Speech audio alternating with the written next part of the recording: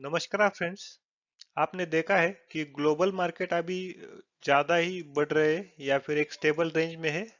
लेकिन हमारा जो इंडियन मार्केट है वो नीचे ही जा रहा है और हर रोज लोअर लो ही ला रहा है। तो इसके पीछे क्या कारण है और ये कुछ गड़बड़ बिड़बड़ है क्या अपने यहाँ पे, वो देखते हैं। और उसके लिए अभी हमें क्या प्रिपेयर करना पड़ेगा या फिर किसी का वेट करना पड़ेगा उसके बारे में भी जानते हैं।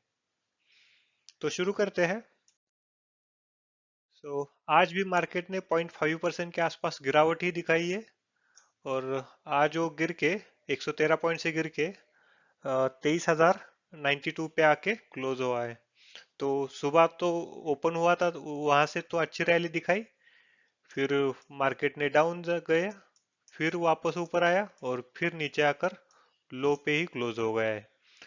तो ऐसा क्यों हो रहा है कि पिछले दिनों से ग्लोबल मार्केट में तो सब अच्छा कर रहे हैं या फिर एक न्यूट्रल पोजीशन पे आए हैं। तो हम देखेंगे कि ग्लोबल मार्केट में भी क्या है। और अपना मार्केट तो बहुत ही नीचे आ रहा है, पता नहीं ये तो 26,277 का ऑल टाइम हाई लगाया था, वहां से अभी वो 23,000 के नीचे आया है। तो इसके पीछे बहुत सारे कारण है। तो हम एक एक जानने की कोशिश करते हैं। आज का परफॉर्मेंस यानी कि वन डे का परफॉर्मेंस देखेंगे तो अमेरिकन मार्केट वहाँ तो रैली चालू ही है, ट्रम्प की रैली।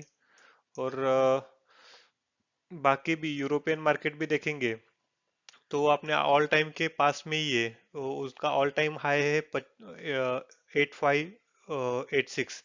और वो आज ट्रेड कर रहा है 8535, यानी कि ऑल टाइम हाई के पास ही है। वैसे ही ये जो फ्रांस का बाजार है वो भी वहाँ पे ही ट्रेड कर रहा है। और ये जो जर्मन बाजार है वहाँ पे भी इतने रिसेशन होने के बाद भी वो अपने ऑल टाइम हाई के पास में ही है।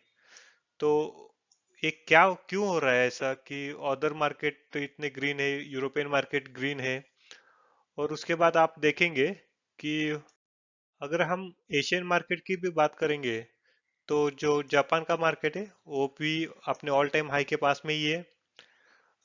ताइवान का मार्केट है, चाइनीज मार्केट जो है वो भी अपने ऑल टाइम हाई के पास में ही है और आज तो ग्रीन में ही क्लोज हो गए। कोरियन मार्केट और सब जगह देखेंगे तो आज वो ग्रीन में ही है। लेकिन अ, सब में एक खासियत वो कि अपने टॉप से के पास में ही है, ये ज्यादा कुछ दूर नहीं गए। लेकिन अपना मार्केट तो बहुत ही नीचे आया है।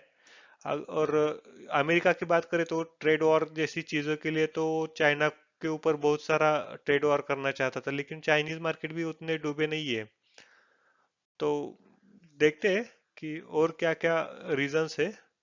तो इसमें पहला रीजन आता है। रीजन तो बहुत सारे होंगे, तो देखना पड़ेगा कौन से रीजन है। रीजंस इंटरनली या फिर एक्सटर्नली होंगे। अगर ट्रम्प की बात करें तो इंटरनल नहीं होगा, वो एक्सटर्नल होगा। और हमारे देश में अंतर्गत जो कुछ होगा तो वो इंटरनल होगा। लेकिन अभी एक्सटर्नली तो कुछ नहीं है। लेकिन इंटरनली हमारे यहाँ पे थोड़ी प्रॉब्लम आ रही है। वो क्या है कि अपने यहाँ पे इन्वेस्टर अपना पैसा इन्वेस्ट नहीं करना चाहते।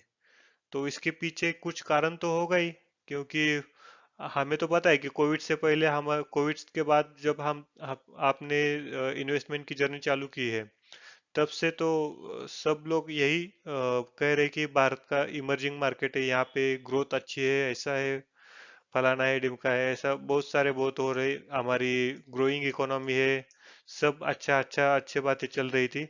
लेकिन अचानक ऐसा क्या हुआ कि पिछले कुछ दिनों से हमारे यहाँ से इन्वेस्टर भाग रहे हैं। तो इसका प्रमुख कारण है जीडीपी। जो अपनी जीडीपी की वैल्यू कम आई है पिछले कुछ दिनों से, तो वहां से सब प्रॉब्लम होना शुरू हुआ है। तो हमने देखा कि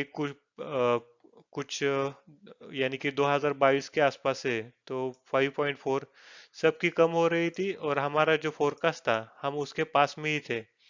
और पिछले कुछ क्वार्टर में यानी कि 2023 23 के जो मई का क्वार्टर था वहां से लेके तो पिछले दो क्वार्टर तक हमारी इकोनॉमी कंसिस्टेंटली बहुत अच्छा परफॉर्म कर रही थी। हमारा एक्सपेक्टेशन फोरकास्ट जो था वो 4.6 था, उसके आगे 6.1 आई, 7.7 था 7.8 आया, 6.8 था 1% से भी ज्यादा 7.6 आया। 6.6 था, उसके आगे से 8.4 आया, 6.7 था, 7.8 आया, यानी कि बहुत अच्छे कर रहे थे जो मई का क्वार्टर था उस क्वार्टर तक, यानी कि Q4 of the last in this year Q1। अगस्त से हमारा जो फोरकास्ट था वहां पे नीचे आया, और उसी के बाद जो कंपनीज के रिजल्ट थे वो भी खराब आने शुरू हो गए। और लास्ट क्वार्टर में तो बहुत ही खराब जीडीपी का फोरकास्ट दिया, 5.4 जो फोरकास्ट में था 6.5, तो 1% से भी ज्यादा। तो इतना सब कुछ अच्छा होने के बाद अचानक से ऐसा क्यों आ रहा है कि आपने जीडीपी का डेटा भी खराब आ गया और सब कुछ खराब आ रहा है ये सब। तो उसके पीछे एक ही कारण है कि जैसे कि हम अपना जीडीपी कैलकुलेट करते हैं कि जो कंजम्पशन है, investment, government expenditure and next export. So अभी तक जो हमारा जो कंजम्पशन है उसकी वैल्यू ही कम हो रही है, और उसी की वजह से ही जो हमारा जीडीपी है वो कम हो रहा है। हमारे यहाँ इन्फ्लेशन बहुत ज़्यादा है, उसकी वजह से जो टाइम वैल्यू है मनी की वो कम हो रही है, उसकी वजह से जो प्रोडक्ट है उनके वैल्यू बढ़ रहे हैं, लेकिन जो हमारा कंजम्पशन यानी कि हम जो कमाई कर रहे हैं वही कम हो रहे हैं, और उस वजह से हम ज़्यादा खरीद नहीं पा रहे। तो यही एक कारण है जिसकी वजह से हमारा जीडीपी ग्रो नहीं हो रहा, और जीडीपी नहीं ग्रो हो रहा इसकी वजह से हमारा मार्केट भी गिर रहा है। तो अभी ये तो प्रॉब्लम हो गया है, लेकिन इसके लिए सॉल्यूशन भी चाहिए ना। तो उसके लिए क्या करना पड़ेगा, तो वो है जो आने वाला बजट है उसी के हिसाब से अपने कंजम्पशन की वैल्यू डिफाइन होगी। अब आप बोल रहे हो कि बजट में अपनी कंजम्पशन की वैल्यू कैसी होगी, तो उसका एक सिंपल सा फॉर्मूला है कि अपने पास पैसे बचेंगे कैसे बचेंगे, तो वो टैक्स से बचेंगे। अगर टैक्स कम हो जाएगा तो हमारा कंजम्पशन बढ़ेगा, तो कंजम्पशन बढ़ेगा तो जीडीपी भी बढ़ेगी। तो ये एक कारण है, उसकी वजह से हमारे जीडीपी का वैल्यू बढ़ सकता है। तो अभी गवर्नमेंट तो ऐसे ही उनका जो इनकम है वो कम नहीं करेंगी, तो उनके लिए भी कुछ तो प्रॉब्लम होना चाहिए ना, उस वजह से वो उनके पास प्रॉब्लम है, इसी वजह से वो कुछ टैक्स की राहत देने के लिए लोगों के लिए सामने आ जाए। तो उनके पास भी अभी यही कारण है कि हमारा मार्केट अभी डाउन हो रहा है, तो वो भी रिस्पॉन्सिबल है मार्केट को अप रखने के लिए। तो अप रखना है तो उनको भी जीडीपी के ग्रोथ अच्छी दिखानी पड़ेगी, और इन्वेस्टर के सामने जो अनसर्टेनिटी खड़ी है वो अनसर्टेनिटी हटानी पड़ेगी। तो ये जो अनसर्टेनिटी है वो तभी हटेगी जब हमारा बजट में कुछ बड़े अनाउंसमेंट होंगे, और हम जो फॉरेन इंस्टीट्यूशनल इन्वेस्टर है या फिर हमारे यहाँ पे जो बहुत बड़े इन्वेस्टर है उनको भी अट्रैक्ट करेंगे। अगर उनको अट्रैक्ट करेंगे तो फिर से हमारे यहाँ पे रैली आ सकती है। तो अभी आज के लिए तो सिर्फ इतना ही है कि हमें हमारा कंजम्पशन जीडीपी बढ़ाना है, और ये सब डिपेंड है हमारे बजट के हिसाब से। अगर समझो किसी ने आज इन्वेस्ट कर दिया और बजट में ऐसा कुछ अनाउंसमेंट ही नहीं किया, तो वो तो अपने पैसे निकाल लेगा, या फिर वो यहाँ से इन्वेस्टमेंट निकाल कर दूसरी जगह पे जाने का सोचेगा। तो यही एक कारण है कि अभी इन्वेस्टर तो थोड़े बहुत रुके हुए हैं, या फिर वो नया इन्वेस्टमेंट नहीं ला रहे हैं।